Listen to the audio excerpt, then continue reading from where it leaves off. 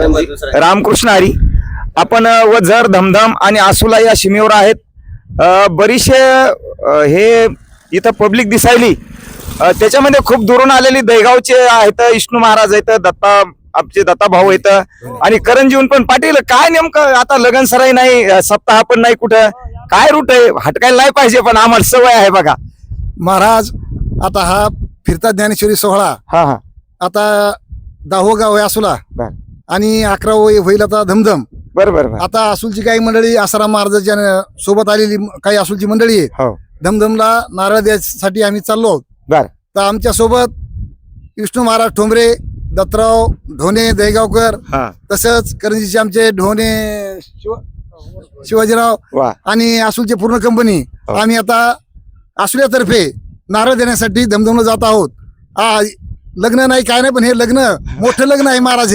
हे सवय आहे नाही का? लग्न वा वा आहे माऊलीचा आणि फिरता ज्ञानेश्वरी सोहळा आहे. वा. याच्या जे सहभागी होतील हो त्यांना पुण्याची वाटेगिरी होतील आणि सर्वच होणार आहेत. कारण प्रत्येक गाव याच्या सहभागी व्हायला आणि मोठ्या आनंदामध्ये हा सोहळा साजरा होत आहे. सर्व छगन महाराज, सजन महाराज हे सर्व यामध्ये सामील आहेत.